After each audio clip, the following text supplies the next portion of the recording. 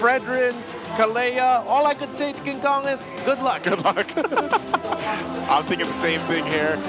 Once again, as we get a glimpse here in the Champions Arena for the lineups, you can see what they're rocking with. Whole lot of flickers, whole lot of athleticism for Aurora. Okay, sorry. It was indeed a Lucas jungle. It was, yep. Hey, let's go ahead and throw it over to the caster desk to go ahead and take us into game 2. Theory confirmed. Remnants of yesterday's series still haunt Onic Philippines as King Kong once again brings it to the land of dawn. That Lancelot in the jungle. Welcome to game number 2. First on the board is Aurora. Onic yet to score. Yep. By the way, fun fact, I think King Kong got the highest GPM yesterday, right? And that was on the Lancelot. But I really agree with what Renmar just mentioned, that it's going to be hard pulling up the Lancelot this time considering Aurora's lineup. Yeah, I really love that throwback as well to the era where Lancelot and Fredrin just, they just met. And then at that time, right after, people realized it's really strong. You know what, Carl? You're throwing back to a time wherein Fredrin was new to the game, and this is what, early season 10? Yeah. But let me throw back to about 2 or 3 weeks ago, maybe a month, when in the XP lane, Fredrin was played by BTR's Luke to a win.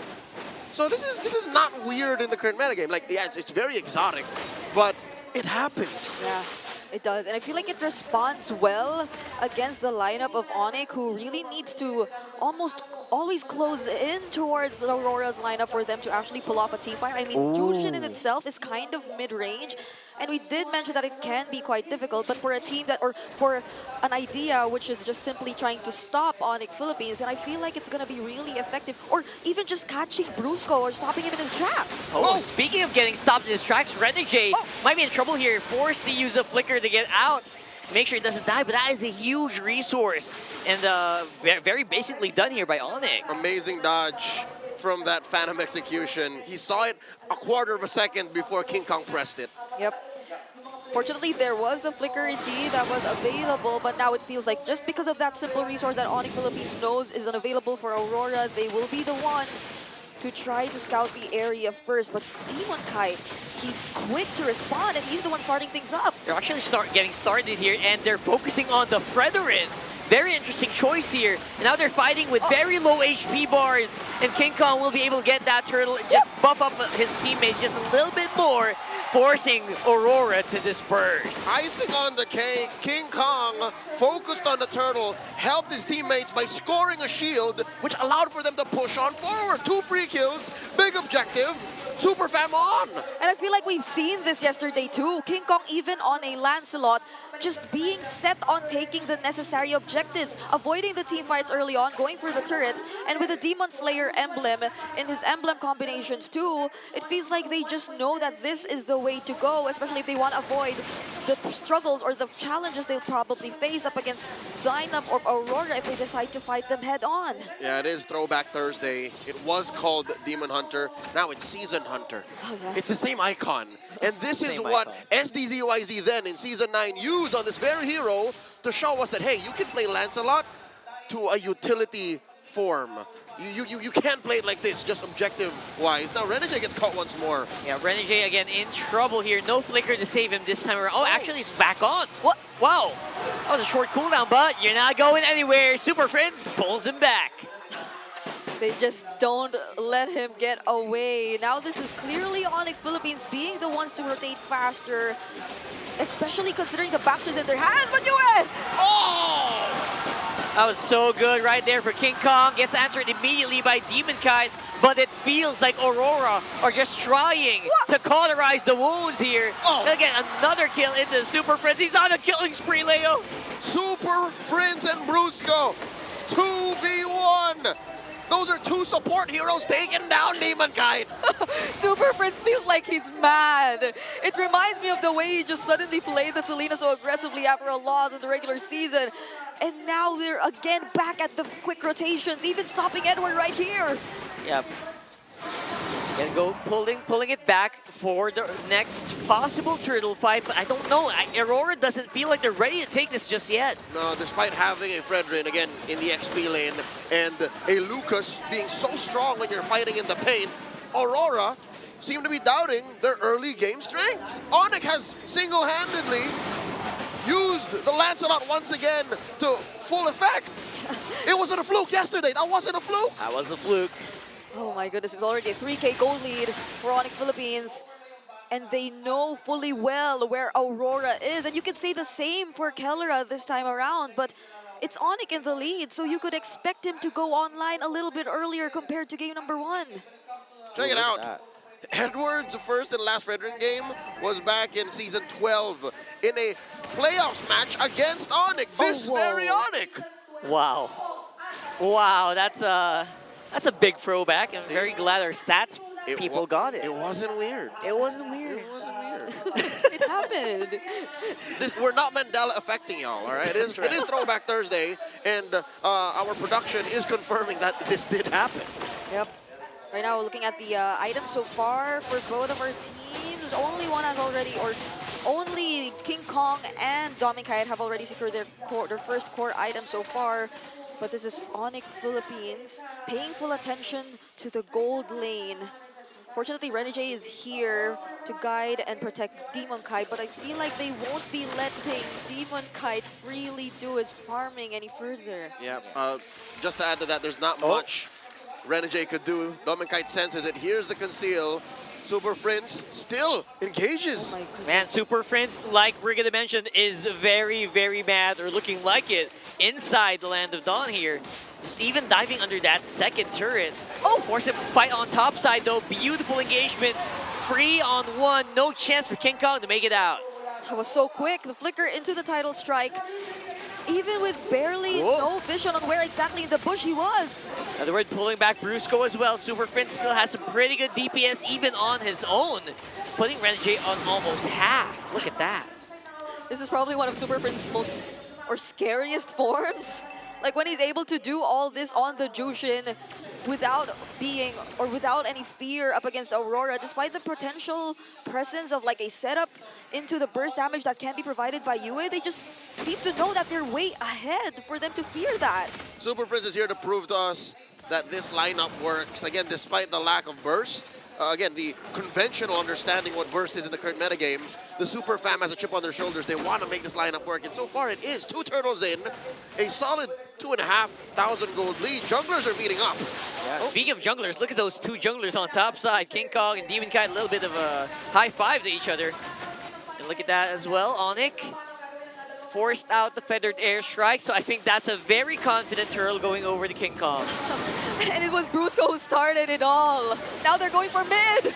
Big knock-up into the Tsunami Slam, but there's just no coordination whatsoever on the side of Aurora. Everyone is just running for their lives, Leo. Unfortunate.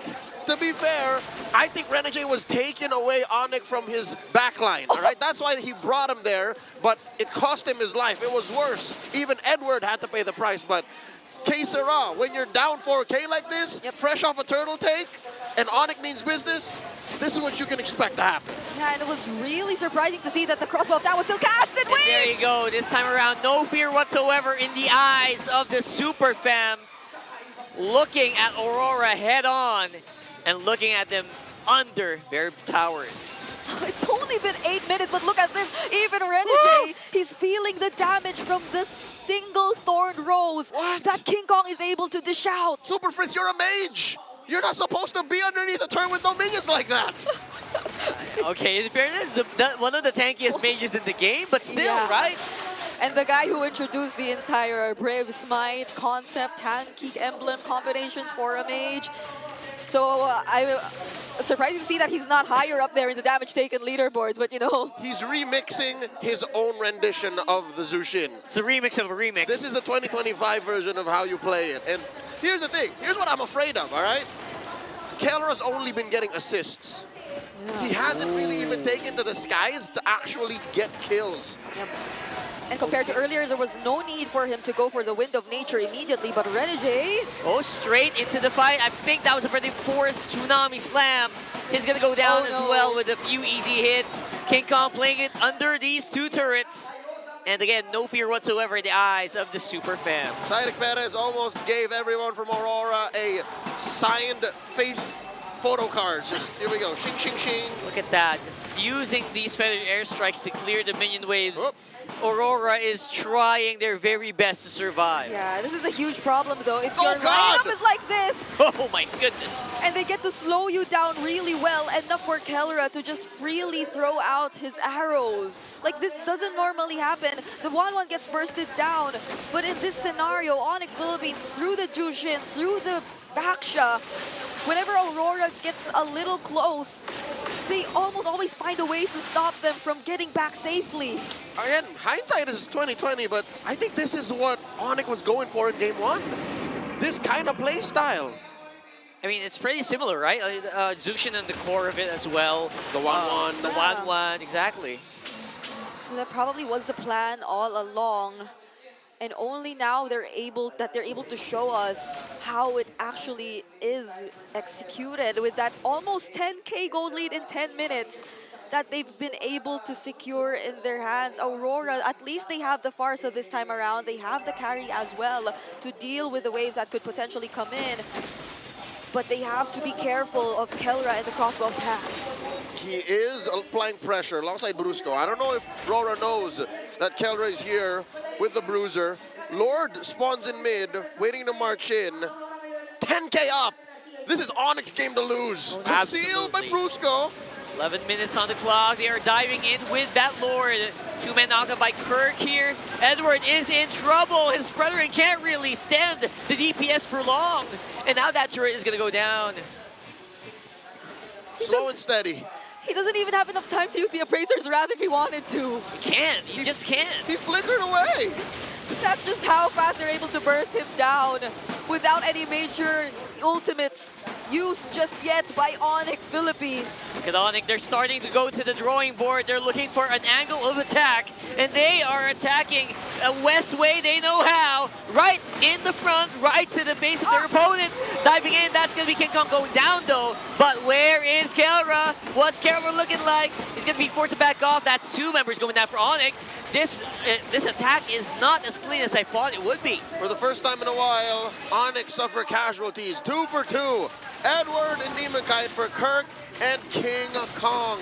Man, that last inhibitor down bottom cost Onic a lot. Yep, we'll be seeing the instant replay in a bit where Kellera actually, in that particular sequence, was able to use the crossbow of Tang. But fortunately for Aurora, it actually transferred immediately from Edward to Demon Kite, 2 of those heroes in Aurora's lineup, which are expected to tank the damage from Kellera. And so Yue, Dom, and Kite, they were just able to focus down on clearing out the waves and defending their base. But this is something that allowed Onic to clear all of Aurora's base turrets, and that just keeps the 10K gold lead intact for Onic Philippines. Closer to about 9, but they have stopped the bleeding.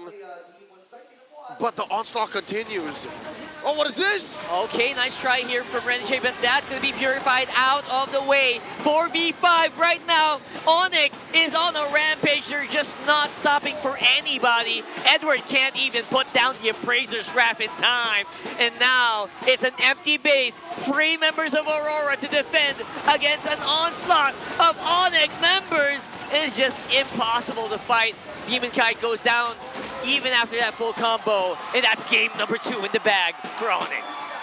The inevitable win for the Super Fam here. 1-1 on the board. Onic PH. They had their individual highlights in this game, even up until that very last